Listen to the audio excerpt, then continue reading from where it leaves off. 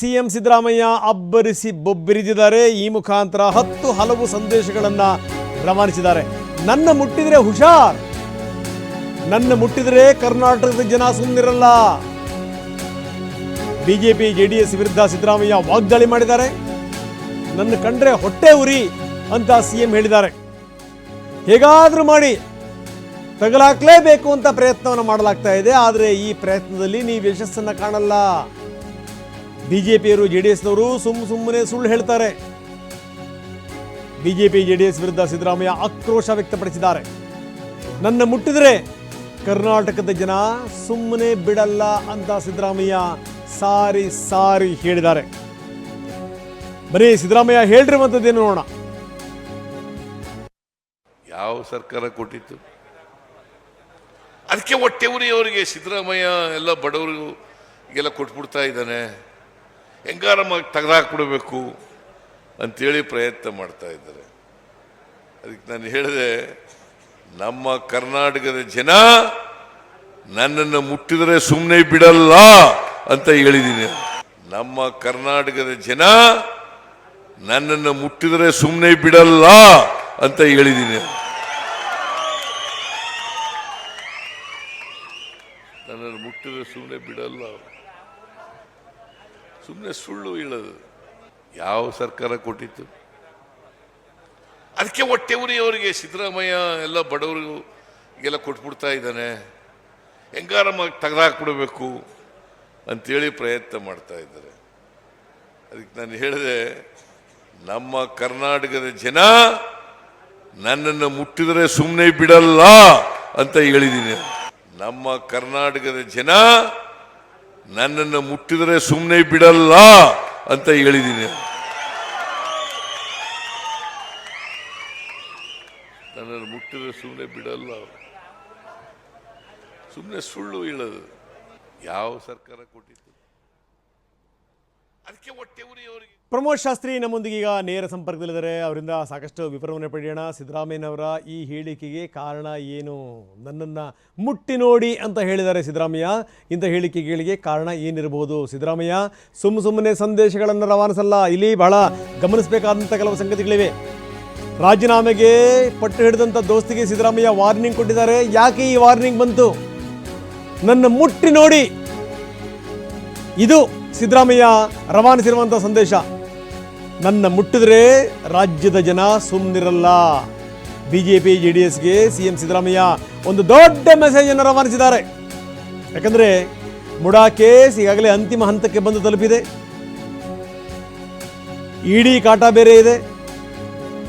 ಇಡಿ ಅಧಿಕಾರಿಗಳು ಸಿಎಂ ಅವ್ರನ್ನ ಬಂಧಿಸ್ತಾರೆ ಅನ್ನುವಂಥ ಮಾತುಗಳು ಕೇಳಿ ಬರ್ತಾ ಇವೆ.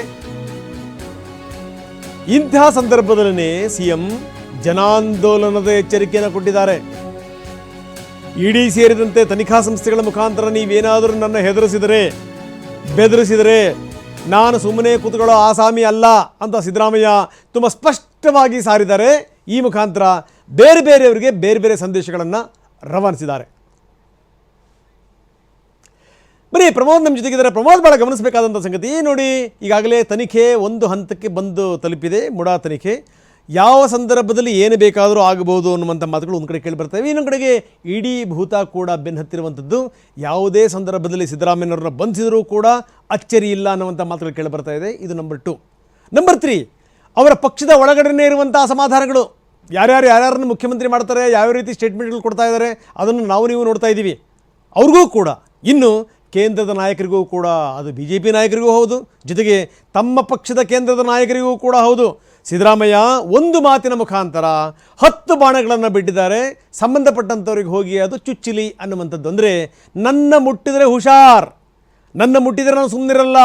ಜೊತೆಗೇನು ಅಂತಂದರೆ ರಾಜ್ಯದ ಜನ ಬಂಡೆ ಹೇಳ್ತಾರೆ, ಜನಾಂದೋಲನ ನಡೆಯುತ್ತೆ ಅನ್ನೋದ್ರ ಮುಖಾಂತರ ಸಿದ್ದರಾಮಯ್ಯ ಬಹಳಷ್ಟು ಸಂದೇಶಗಳನ್ನು ರವಾನಿಸ್ತಾ ಇದ್ದಾರೆ ಅಂತ ಅನಿಸ್ತಾ ಇದೆ. ಪ್ರಮೋದ್, ಏನಂತೀರಿ?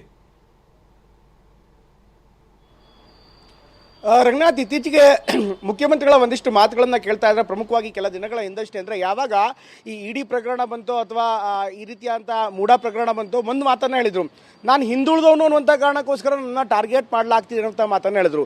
ಮೊನ್ನೆ ಬಳ್ಳಾರಿ ಚುನಾವಣೆಯಲ್ಲಿ ಮಾತನಾಡ್ತಾ ಒಂದು ಪ್ರಮುಖವಾದಂಥ ಮಾತನ್ನು ಅವ್ರು ಹೇಳ್ತಾ ಇದ್ರು. ಅಲ್ಲೂ ಕೂಡ ನನ್ನ ಮುಗಿಸಿದ್ರೆ ಕಾಂಗ್ರೆಸ್ ಮುಗಿಸಿದಂತೆ ಅನ್ನುವಂಥ ಮಾತನ್ನು ಕೂಡ ಹೇಳಿದ್ರು. ಈಗ ಇಲ್ಲಿ ಇನ್ನೊಮ್ಮೆ ಒಂದು ವಿಶೇಷವಾದಂಥ ಪದಬಳಕೆಯನ್ನು ಮಾಡಿದ್ದಾರೆ, ನನ್ನ ಮುಟ್ಟರೆ ಕರ್ನಾಟಕದ ಜನ ಸುಮ್ಮನೆ ಇರಲ್ಲ ಅನ್ನುವಂಥದ್ದು. ಬಹುಶಃ ಈ ಒಂದು ಹೇಳಿಕೆ ಏನಿದೆ ಒಂದು ಸ್ಪಷ್ಟವಾದಂಥ ಸಂದೇಶ ಒಂದು ವಿಪಕ್ಷಗಳಿಗೆ, ಜೊತೆಗೆ ಅವರ ಬೆಂಬಲಿಗರಿಗೆ, ಅವರ ಪಕ್ಷದ ಕಾರ್ಯಕರ್ತರಿಗೆ ಅಂತ. ಈಗಾಗಲೇ ಸಾಕಷ್ಟು ವಿವರಗಳು ಬರ್ತಾ ಇದೆ, ಸಾಕಷ್ಟು ಮಾಹಿತಿಗಳು ಬರ್ತಾ ಇದೆ. ಇಡೀ ವಿಚಾರದಲ್ಲಿ ಸಿದ್ದರಾಮಯ್ಯನವರಿಗೆ ಸಂಕಷ್ಟ ಆಗ್ಬೋದು ಅನ್ನುವಂಥ ವಿಚಾರಗಳು ಕೂಡ ಇದೆ. ಹೀಗಾಗಿ ಮುಂದೆ ಆಗುವಂಥ ಸಮಸ್ಯೆಗಳೇನಾದ್ರು ಇದ್ದರೆ, ಅಂದರೆ ಕಾನೂನಿನ ಹೋರಾಟ ಮಾಡೋದ್ರ ಒಂದು, ಕಾನೂನಿನ ಹೋರಾಟದ ಜೊತೆಗೆ ಇಲ್ಲಿ ರಾಜಕೀಯವಾಗಿ ಕೂಡ ಅವರು ದಾಳವನ್ನು ಓಡಿಸ್ತಾ ಇದ್ದಾರೆ. ರಾಜಕೀಯವಾಗಿ ಮುಂದೆ ಒಂದು ರೀತಿ ಸಂಕಷ್ಟ ಏನಾದರೂ ಎದುರಾದರೆ, ಯಾಕೆ ಈ ಮಾತನ್ನು ಹೇಳಿದ್ರು ಅಂದರೆ ಇಡೀ ತನಿಖೆ ನಡೀತಾ ಇದೆ. ನಿನ್ನೆ ತಾನೇ ಸಿದ್ದರಾಮಯ್ಯನವರ ಖಾಸಗಿ ಆಪ್ತ ಸಹಾಯಕರನ್ನು ವಿಚಾರಣೆ ಮಾಡಲಾಗಿದೆ. ಅದರ ಜೊತೆಗೆ ಕಾಂಗ್ರೆಸ್ನ ರಾಯಚೂರು MP ಹಾಗೂ ಅಂದಿನ ಮೈಸೂರು DC ಆಗಿದ್ದ, ಜೊತೆಗೆ ಮೂಡಾ ಪ್ರಕರಣದಲ್ಲಿ ಕನ್ವರ್ಷನ್ ಮಾಡಿದಂಥ ಸಿದ್ದರಾಮಯ್ಯನವರ ಸೈಟ್ಗಳನ್ನು ಕನ್ವರ್ಷನ್ ಮಾಡಿದಂಥ ಕುಮಾರ್ ನಾಯಕ್, ಹಾಲಿ MP ಕೂಡ ಹೌದು, ಕಾಂಗ್ರೆಸ್ನ MP ಕೂಡ ಹೌದು, ಅವರನ್ನು ಕೂಡ ವಿಚಾರಣೆ ಮಾಡಲಾಗಿದೆ.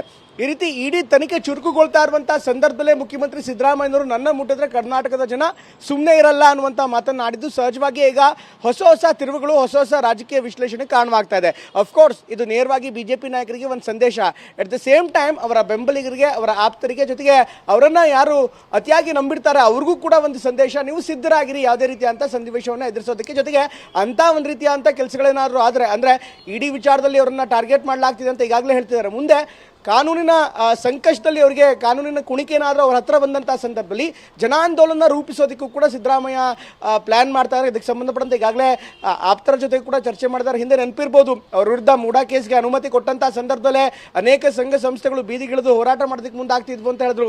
ಶಿವಲಿಂಗೇಗೌಡ ಅಂತೂ ಒಂದು ಹೆಜ್ಜೆ ಮುಂದೆ ಹೋಗಿ ರಕ್ತಕ್ರಾಂತಿ ಆಗುತ್ತೆ, ರಕ್ತ ಹರಿಯುತ್ತೆ ಅನ್ನುವಂಥ ಮಾತುಗಳನ್ನ ಕೂಡ ಆಡಿದ್ರು. ಇದೆಲ್ಲದರ ಜೊತೆಗೆ ಈಗ ಇಂಥ ಒಂದು ಹೇಳಿಕೆಯನ್ನು ಕೊಟ್ಟಿರುವಂಥದ್ದು ಒಂದು ರಾಜಕೀಯವಾಗಿ ಬಹುದೊಡ್ಡ ಸಂದೇಶ ಅಂತ ಹೇಳ್ಬೋದಾಗತ್ತೆ.